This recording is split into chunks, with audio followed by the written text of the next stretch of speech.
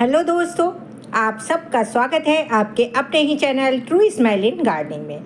Friends, मैं हूँ ममता शर्मा, आपकी गार्डनर दोस्त। मैं आपके लिए इंफॉर्मेटिव वीडियो लेकर आती रहती हूँ। सो जिन लोगों ने अभी तक मेरा चैनल सब्सक्राइब नहीं किया है, सब्सक्राइब कर लें, बेल आइकन प्रेस कर दें ताकि जब भी नया वीडियो लेकर आऊँ सबसे पहले आपको नोटिफिकेशन मिले। चलो स्टार्ट करते हैं अपना आज का वीडियो। आज का वीडियो फ्रेंड्स रोज़ के प्लांट पर है। मई का महीना चल रहा है, बहुत ज़्यादा गर्मी हो गई है और ऐसे में हम अपने रोज़ के प्लांट को कैसे बचाएं। फ्रेंड्स, आपने भी अगर रोज़ का प्लांट अपने गार्डन में लगाया है और इस समय पर आपका रोज़ का प्लांट डल डल सा हो रहा है या सूख रहा है, तो आपको कुछ विशेष बातों का ध्यान रखना पड़ेगा। अगर इन बातों का आप ध्यान रखेंगे तो आपका प्लांट पूरे सीज़न हरा भरा बना रहेगा और जैसे ही इसका फ्लावरिंग का समय आएगा फिर से फ्लावरिंग करेगा। अगर इन बातों को आप फॉलो नहीं करेंगे तो हो सकता है इस गर्मी में आपका प्लांट मर जाए। तो सबसे पहले हम बात कर लेते हैं कि रोज़ के प्लांट को इस भीषण गर्मी से कैसे बचाएं। तो फ्रेंड्स, अगर रोज़ के प्लांट को आपने फुल सनलाइट में रखा हुआ है, जैसे कि हम सभी बताते हैं, तो रोज़ के प्लांट को आप सेमी शेड एरिया में या फिर ग्रीन नेट के नीचे रख दीजिए या फिर ऐसी जगह रख दीजिए जहां हम खुद 10 मिनट खड़े हो सकते हैं।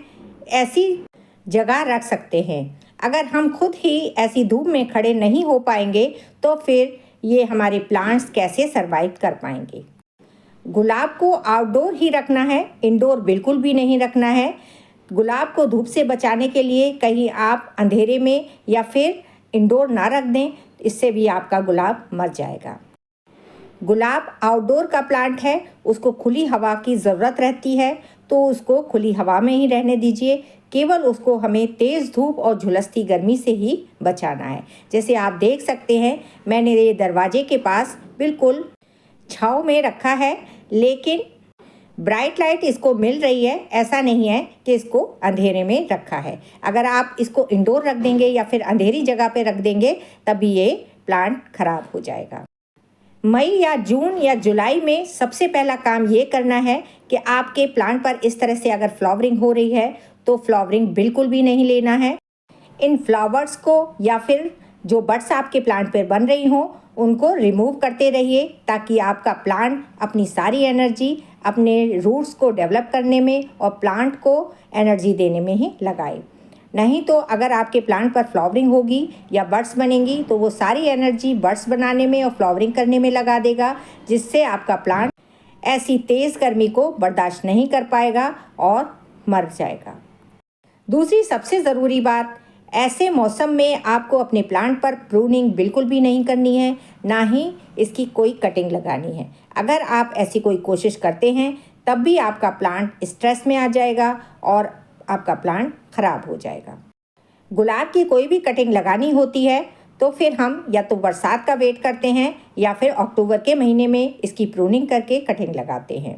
तो इस मौसम में आप बिल्कुल भी कोशिश ना करें कि इस प्लांट को कहीं से प्रून करना है या फिर इसकी कोई कटिंग या फिर ब्रांच काटनी है। अगर इसके प्लांट पर आपको किसी तरह के कोई माइट्स दिख रहे हो, लीव्स खराब दिख रही हो, तो आप हाथ से उन लीव्स को रिमूव कर सकते हैं, जिससे आपका प्लांट खराब भी नहीं होगा और सेफ भी रहेगा।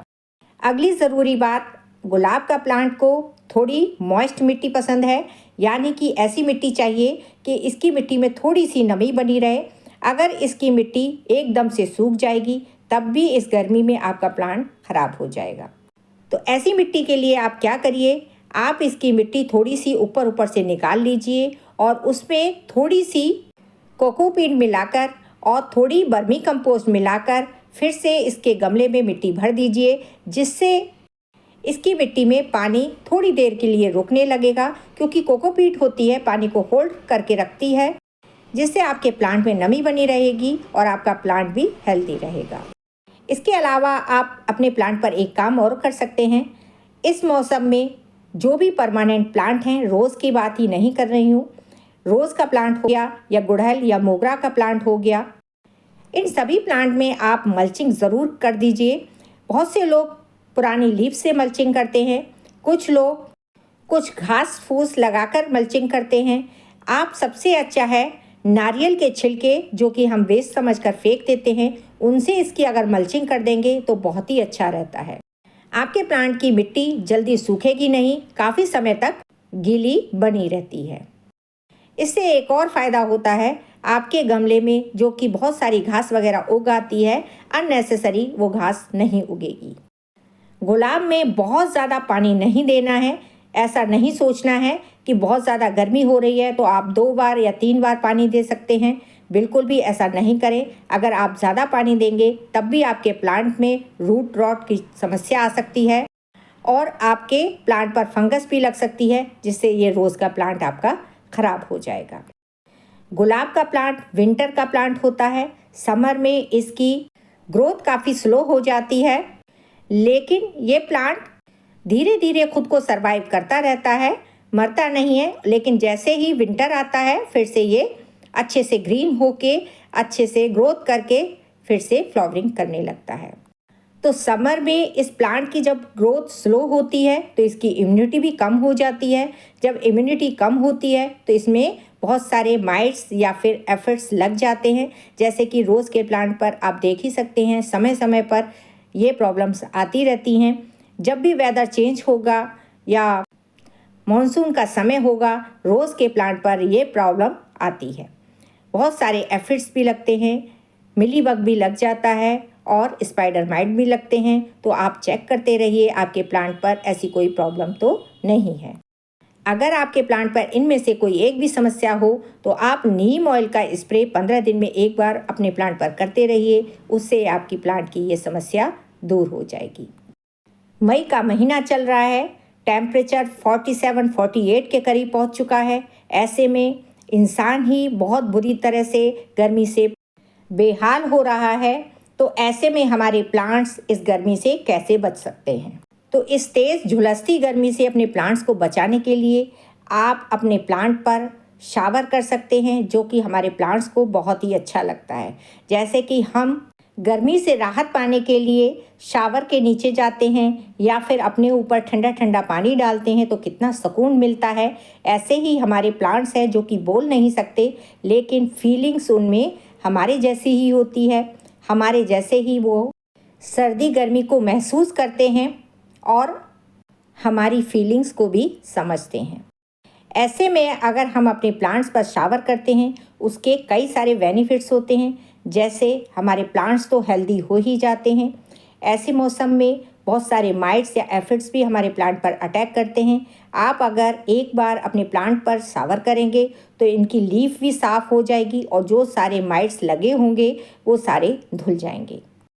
लीफ साफ़ हो जाएगी तो उससे क्या होगा, हमारा फोटोसिंथेसिस बहुत अच्छे से प्लांट करते हैं, जिनसे प्लांट हमारा अननेसेसरी नहीं सूखेंगे और हेल्दी बने रहेंगे। अगर हम अपने प्लांट को शावर नहीं करेंगे तो क्या होगा, प्लांट पर जब फोटोसिंथेसिस होती है तो प्लांट की जो मिट्टी है वहाँ से सबसे पहले पानी सूखता है और उसके बाद हमारे प्लांट की लीफ से पानी सूखता है, जिससे प्लांट की जो लीव है वो बहुत जल्दी कर्ल होने लगेगी या फिर झुलस जाएगी।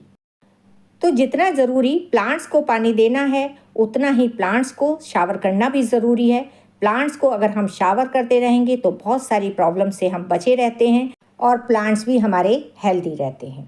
अब बात कर लेते हैं, हमें अपने प्लांट्स को शावर तो करना है, लेकिन किस समय करना चाहिए।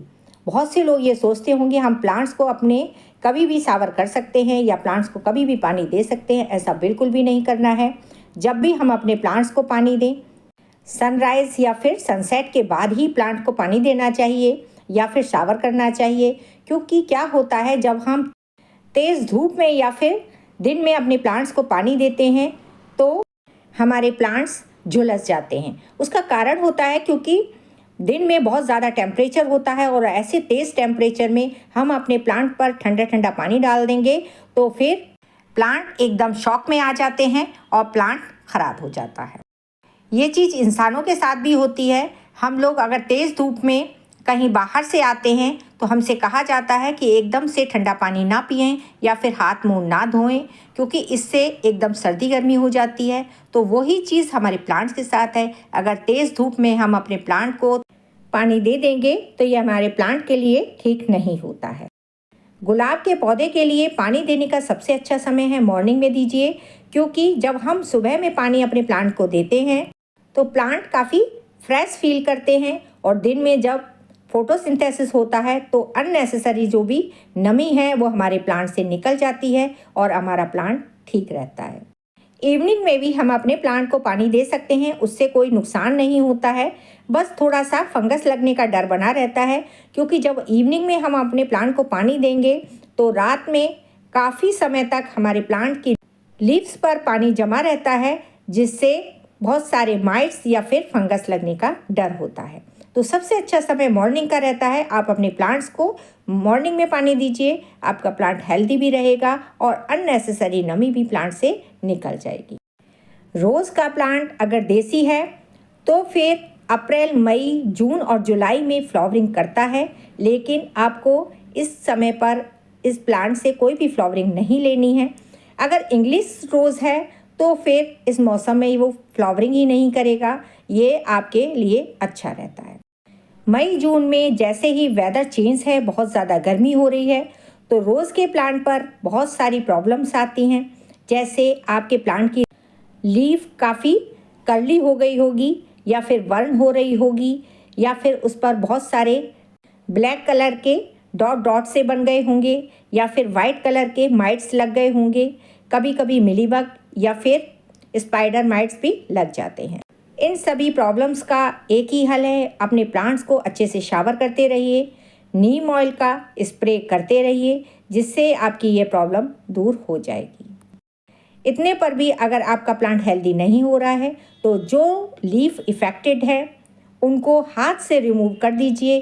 कैंची का इस्तेमाल बिल्कुल भी ना करें, क्योंकि इस मौसम में प्रूनिंग आपका प्लांट बर्दाश्त नहीं कर पाएगा और ख़राब हो जाएगा।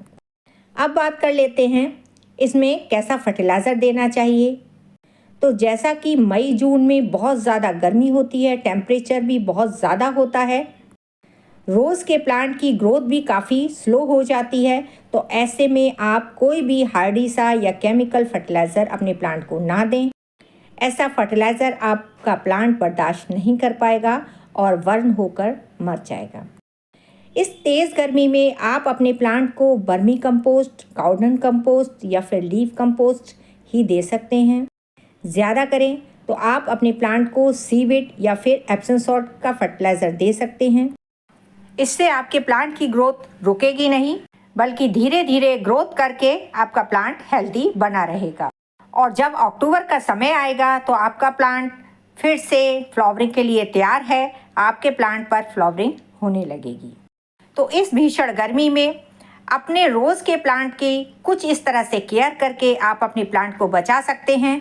आपका प्लांट भी पूरे सीज़न इसी तरह से हरा भरा बना रहेगा और रोज़ का प्लांट ख़राब नहीं होगा। तो फ्रेंड्स, आपको ये मेरी जानकारी कैसी लगी? अच्छी लगी हो तो मेरे वीडियो को लाइक कीजिए, शेयर कीजिए। मेरे चैनल पर पहली बार आए हैं तो सब्सक्राइब ज़रूर करें। मिलते हैं अगले वीडियो में। बाय।